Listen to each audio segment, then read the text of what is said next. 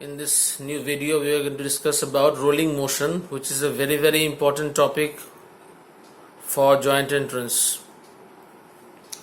It's a very important part of joint entrance. So start with the rolling motion. So when a body performs translatory motion as well as rotatory motion, so two kinds of motion at the same time, translatory motion as well as rotatory motion combinedly, then it is said to undergo rolling motion. So rolling motion means two motions at the same time, that is translatory as well as rotatory motion. The best example to understand this is the rotation of the wheel of any vehicle. The velocity of the center of mass represents the linear motion, and angular velocity about centroidal axis represents rotatory motion. So if we can draw a very simple diagram to understand the two kinds of velocities, we take a wheel, it is moving along this road or along the path. So the center of mass, velocity of the center, VCM, we take the velocity of the center of mass to be VCM. So this is the velocity. Velocity of the center of mass represents linear motion. So the wheel moves in a linear fashion in the forward direction. Also, there is another motion in which the wheel is rotating about its centroidal axis. This is the axis of the wheel, or you can say that the rod which attaches both the wheels or the rear wheels is known as the axle. So axle is the axis of these two wheels passing like this. So the wheel rotates about its centroidal axis with a velocity which is known as the angular velocity, that is omega. So for the case of the linear velocity, we are going to discuss it in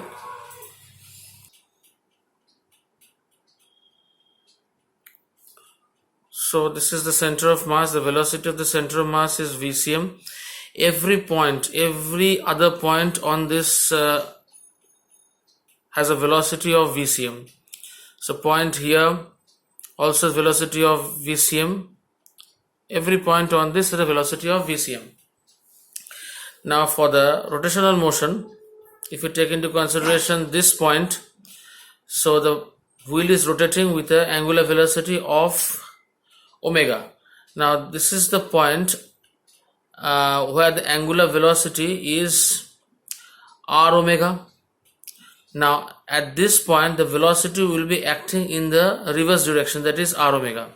The value of the velocity at this point will be r omega towards the negative x direction, and this will be along this direction. So combining these two motions, if we can write the velocities of these 2 points.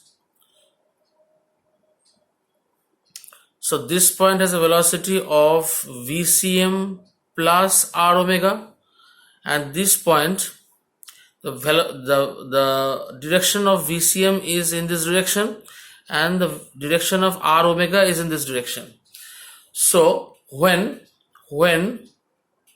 VCM is equal to r omega, that means these two velocities are equal in magnitude, we call this as pure rolling. We call this as a pure rolling. Now another statement that is used to describe pure rolling, you can write it as rolling without slipping. Either you call it as pure rolling, or you call it as, I can write it as or rolling without slipping. That means the velocity of the center of mass was VCM. So the velocity of this point in the forward direction is VCM, otherwise the wheel will have not moved in the forward direction. And r omega is the velocity, or the velocity related to the angular velocity is r omega towards the reverse direction. So when this condition is satisfied, that is VCM is equal to r omega, we call this as pure rolling. So vectorially we can write the equation of V as VCM plus omega cross r. So this is the vectorial representation of rolling motion. Vectorial representation of rolling motion. Now, to understand this situation in a better way, we take a point P here.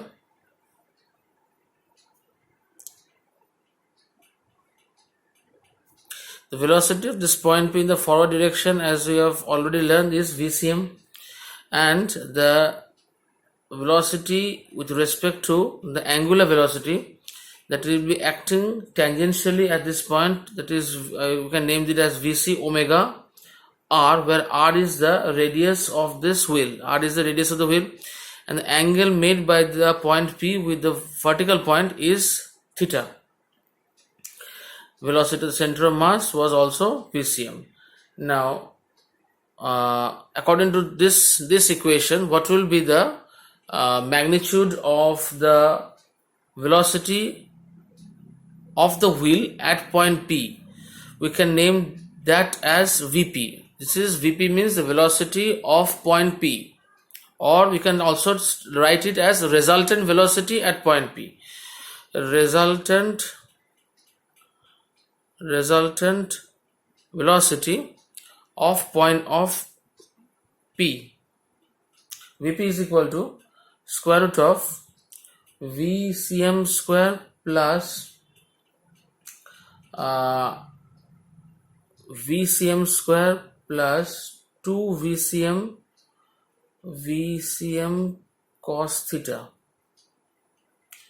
equal to 2 Vcm square plus 2 Vcm square cos theta.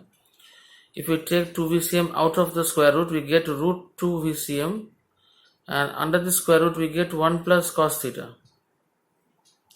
So root 2 Vcm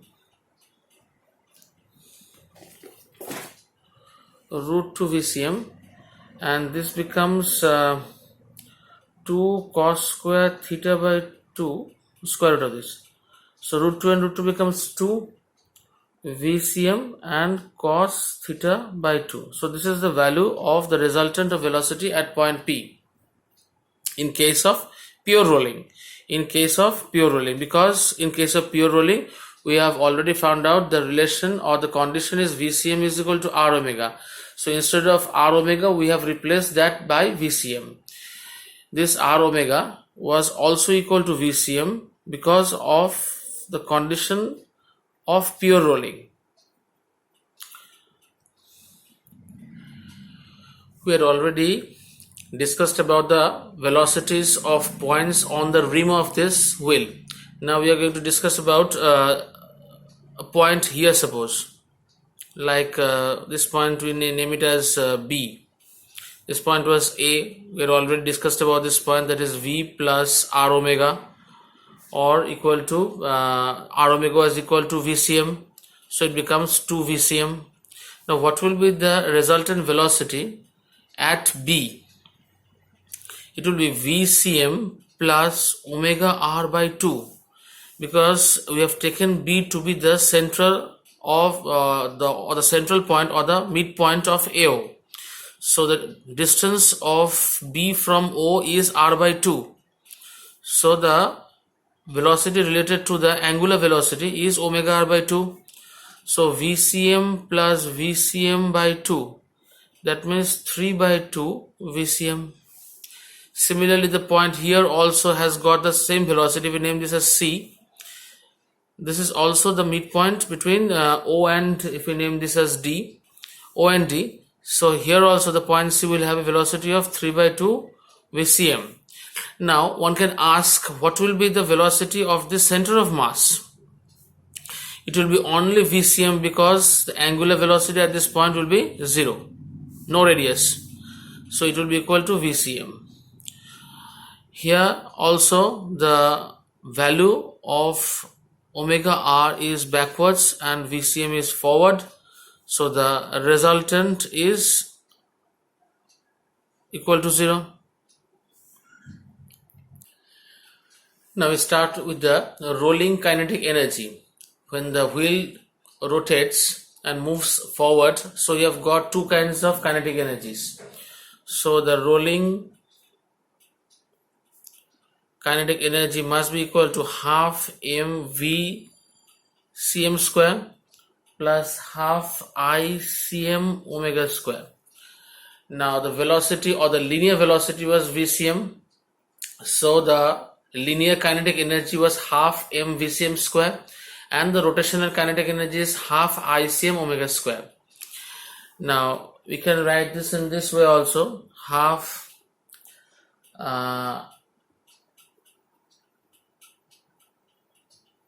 m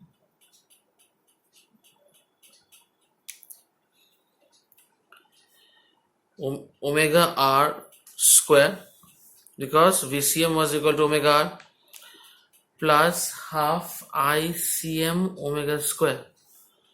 So taking omega square common from both the expressions, we can get mr square plus ICM.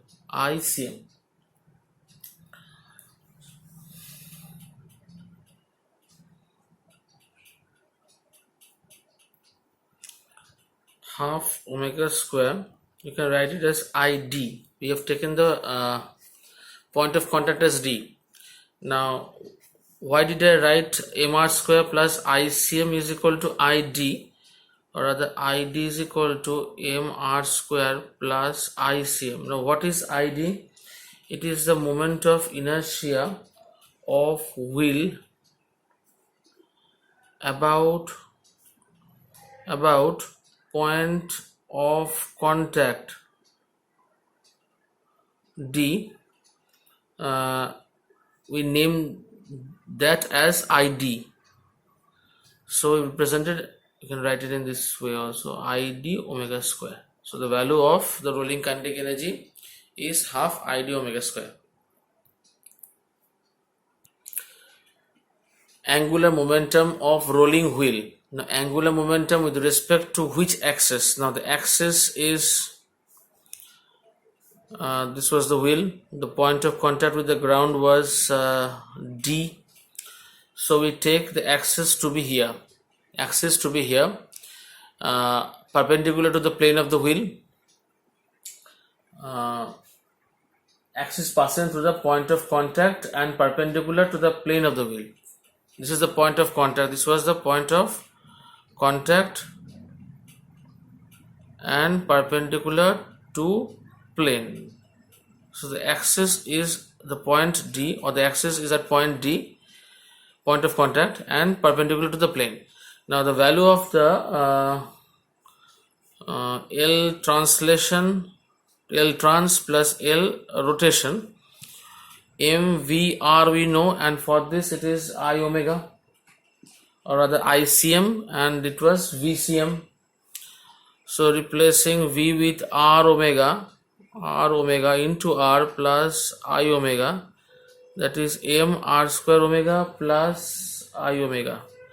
So m r square plus I into omega. So the value of the angular momentum is mr square plus I into omega. Now if you have to consider rolling as pure rotation, then the kinetic energy was represented as Ip omega square, half of Ip omega square. Now rolling can be viewed as pure rotation with angular velocity omega about an axis that always extends to the point of contact D. So this must be the position of the axis of this wheel. With respect to this axis, we can consider rolling as pure rotation. Again, I repeat, with respect to this axis only, we can represent rolling as pure rotation. So the velocity of point D, what will be the velocity of point D? Must be 0. As the axis is passing through point D, so there is no radius value, or r is 0. Now velocity of point O must be omega r, because the radius of the wheel was r. So omega into r. Velocity of point, suppose A. What will be the velocity of this point A? Must be equal to omega into 2r, because the distance of A from this point D is r plus r, 2r. So it becomes omega into 2r, or rather 2 omega r, that means equal to 2 VCM. The value that we had found out while we were discussing pure rolling. Velocity of this point was 2 VCM. Any other point, now suppose this point, name this as S. So Vs must be equal to, the velocity of this was, I suppose, root 2r, VCM, and this was direction of VCM, so root 2r. So root 2r, that means root 2 omega r, that means root 2 VCM. So we can obtain the values of velocity considering rolling as pure rotation. Now the values are the same here, considering rolling as pure rotation. Now the trajectory of the point of contact. This was the point of contact, named it as D. The trajectory of the point of contact when the wheel rotates and moves in the forward direction.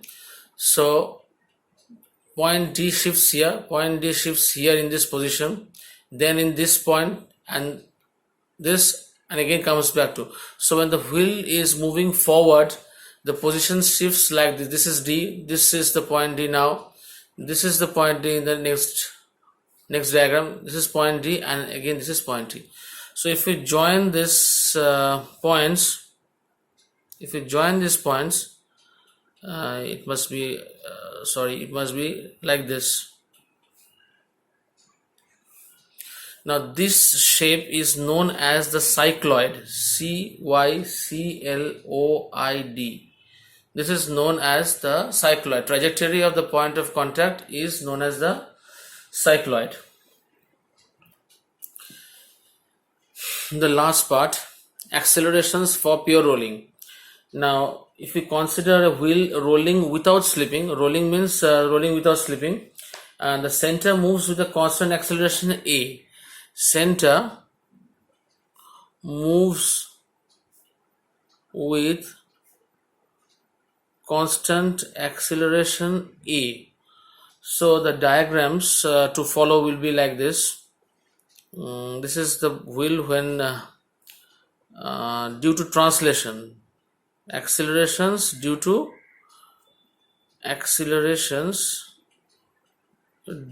only translational motion. So this will have an acceleration A, this point will have an acceleration A, this point will also have an acceleration A in the forward direction. So these are the accelerations due to translational motion, because we have taken into consideration the center moves with constant acceleration A. Center means the center of mass. So the accelerations similar to the velocity will the point in consideration will have the same accelerations in the same direction. The second diagram, if you can draw it like this, this was the point, this is due to rotations, accelerations due to rotations. Now this acceleration due to rotation will be in the forward direction A, but the point of contact will have an acceleration in the backward direction because of rotation, similar to the concept of velocity. A point here, if you can take into consideration, the velocity direction will be tangential due to rotation. Now if we add up these two and also add up the centripetal acceleration. Now if the wheel is rotating, it will have a centripetal acceleration towards the center. So if this is the center, centripetal acceleration of this point will be omega square r, omega square r. This point also will be directed towards the center of the circle, and the magnitude will be similar to omega square r. This will also be omega square r, this will also be omega square r, because every time we take centripetal acceleration into consideration, the direction will be towards the center. Now if we add up all these accelerations, and give a final diagram, or try to draw a final diagram considering all the accelerations at the same time, we can have a diagram like this: a plus a, so 2a in this direction, and omega square r in this direction. Now at this point, a in the forward direction due to rotation, due to translation in the forward direction, and omega square r towards the center of the circle. Here the centripetal omega square r towards the center, this was a, so this was a because of rotation, and this was a because of translation.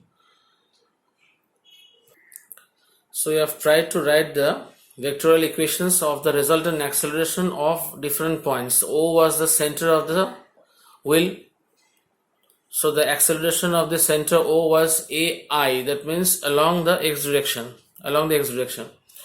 Velocity of the point of contact, this was the center, this was the point of contact D, so this was point of contact D. So D had an acceleration of ai due to translation in the forward direction, ai, negative ai in the backward direction due to rotation, and omega square r along the positive y direction, that is omega square r j. So the resultant is omega square r j. This point was called a, so the velocity due to linear motion was 2a and omega square r.